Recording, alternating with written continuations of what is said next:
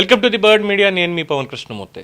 సత్తెనపల్లిలో అంబటి రాంబాబు గారు చేసినటువంటి వ్యాఖ్యానం ఆల్రెడీ చూసామంతా అయింది. మరి కేసు పెడతారా లేదా అంటే జోకులు వినిపిస్తున్నాయి. ఏంటంటే 41A నోటీసులు పంపిస్తారులే బ్రదర్, ఏముంది అని చెప్పి. అలాగే తను తిట్టిన వాళ్ళని సంకనెక్కించుకోవడం చంద్రబాబుకు బాగా అలవాటు కదా. ఇప్పుడు అంబటి రాంబాబుని పిలిచి ఏమైనా మంచి పదవిస్తాడేమో అన్నటువంటి సెటైర్లు కూడా వినిపిస్తున్నాయి. సరే, అది ఇంకా ప్రహసనం కొనసాగుతూ వస్తుంది.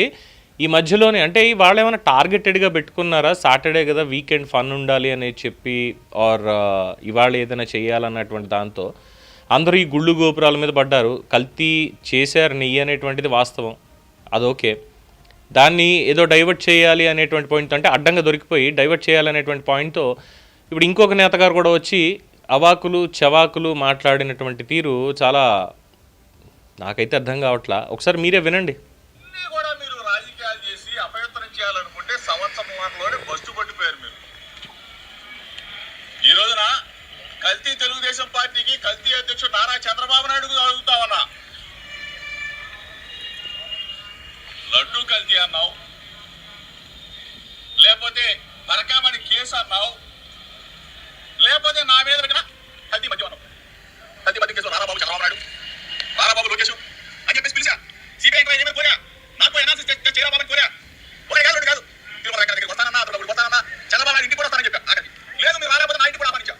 ఏది చేయకపోగా 83 రోజులు ఇల్లు పెట్టారు. రాక్షసాలను పొందారు. ఏం చేయగలరు? ఎక్కడ నన్ను చంద్రబాబు నాయుడు అడుగుతావా, చంద్రబాబు నాయుడు లోకేష్ అడుగుతావా? ఏం చేయగలరా బాబు? నా గొంతులోకే కదా వైఎస్ఆర్ కాంగ్రెస్ పార్టీ జెండాని నడిచి కదా. జగన్మోహన్ రెడ్డి గారిని మరలా ముఖ్యమంత్రి చేసే వరకు కూడా ఈ పోరాటం అంటే సంవత్సరాల కాలంలోనే మీ మీద ప్రజలకి ఏ భావం మీరంటే అబద్ధాలు, మోసాలు, కల్తీ అని చెప్పేసి తెలుసు. ఇది కాదండి, ఇంకొకటి ఉంది. ఇది అంతా చెప్పారు, ఇది కాకుండా ఇంకోటి ఉంది. సరే, ఇందులో పెద్దంత వివాదం కానీ వ్యవహారం కానీ ఏం లేదు. ఇదేంటంటే రాజకీయంగా చేసినటువంటి ఆరోపణలు, దానికి కౌంటర్గా ఆర్ఎల్స్ ఏదైనా మాట్లాడామని అని అనుకోవచ్చు. బట్ వ్యక్తిగతంగా వెళ్ళి మళ్ళీ దాంట్లో చేసినటువంటి వ్యాఖ్యానం ఇది. కొవ్వు తగ్గింది అనుకున్నా, లోకేష్ కి కొవ్వు తగ్గింది అనుకున్నా, అంటే ఒళ్ళు తగ్గించుకున్నాడు కదా, కొవ్వు తగ్గించుకున్నాడు అనుకున్నా. వాడికి మెద మొత్తం చిప్పే దొబ్బింది, చిప్పు మొత్తం దొబ్బింది వాడికి అనుకున్నా. అంటే ఒళ్ళు తగ్గించుకున్నాడు కదా, కొవ్వు తగ్గించుకున్నాడు అనుకున్నా. వాడికి మెద మొత్తం చిప్పే దొబ్బింది, చిప్పు మొత్తం దొబ్బింది వాడికి.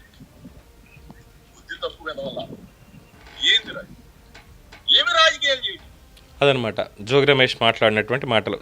సరే, అంబటి రాంబాబుతో పోలిస్తే మరి అంత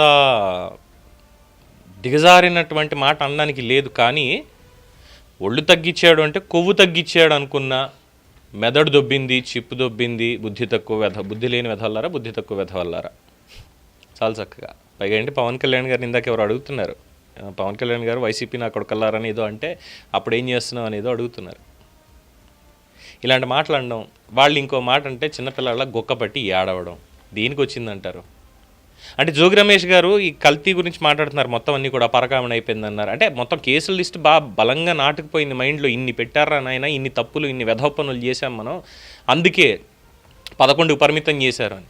సరే, లోకేష్ గారు పేరు తీసుకొచ్చారు కాబట్టి, ఆయన్ని అన్నారు కాబట్టే కదా. సరే, ఆయన నిజంగానే లడ్డూలాగే ఉండేవాడు పాపం ఇదివరకు. సారీ, మళ్ళీ లడ్డు అంటే ఇంకోటి ఏదైనా ఆపాదిస్తారేమో, అది పక్కన పెట్టి బొద్దుగా ముద్దుగా ఉండేవాడు, చాలా చక్కగా ఆకారం అలా కనిపించేది. ట్రోల్ చేశారు, వీళ్ళని దీనికి ట్రోల్ చేస్తున్నారా, సర్లే ఎందుకు కాస్త ఇంకా యంగా కనిపిద్దామని చెప్పి వర్కౌట్ చేశాడు, 6 ప్యాక్తో రెడీ అయ్యాడు. మనకు చేత కాదు కదా, ఎలాగో చేశాడు, ట్రాన్స్ఫర్మేషన్ చూసాం, అయ్యింది. మళ్ళీ కెలుకుదాం అనుకున్నారు, ఈసారి యువగళం అని వచ్చాడు, అడుగడుగున తొక్కుకుంటూ వెళ్ళిపోయాడు. లోకేష్ని కెలికారు, వచ్చాడు, తొక్కుంటూ వెళ్ళిపోయాడు యోగాళంలో. ఇప్పుడు ఆ ఫ్రస్ట్రేషన్ అంతా బయటకు వచ్చి, ఓడిపోయిన ఫ్రస్ట్రేషన్, చేసినటువంటి తప్పుల నుంచి వచ్చిన ఫ్రస్ట్రేషన్ తోటి ఇవన్నీ మాటలు మాట్లాడుకుంటూ వెళ్తున్నారు. Even we can't name it as a frustration అని కూడా అనడానికి లేదు. ఇది కావాలని చేస్తున్నటువంటిది. డైవర్షన్లో భాగంగా వ్యక్తిగతంగా తిట్టేస్తే లడ్డు గురించి మాట్లాడరు, కల్తీ గురించి మాట్లాడరు, మనం చేసిన వెధ పనుల గురించి మాట్లాడరు. పబ్లిక్ చంద్రబాబుని తిట్టిన అంబట్టి, లోకేష్ని తిట్టిన జోగి రాసుకుంటే బూడిద రాలిందని ఇప్పుడు వీళ్ళిద్దరు బూతులు తిట్టినంత మాత్రాన ఈ పెట్టినటువంటి కేసులు ఇది వెనక్కి వెళ్ళిపోదు, పబ్లిక్లోంచి అంతకు మించి వెళ్ళిపోదు. రేపన్న రోజు రాజకీయ భవిష్యత్తు అనేటువంటిది పూర్తిగా సమాధి అయిపోయింది వీళ్ళకి. 83 రోజుల తర్వాత బెయిల్ వచ్చిందని సంబరపడుతున్నారు. రేపమాపు మళ్ళీ వెళ్లాల్సిందే. చేసినటువంటి తప్పులన్నీ అలాంటివి కాబట్టి రేపమాపు మళ్ళీ వెళ్లాల్సిందే. ఏమంటారు? దీని మీద మీ అభిప్రాయాన్ని కామెంట్స్ రూపంలో తెలియజేయండి. చూస్తూనే ఉండండి ది బర్డ్ మీడియా.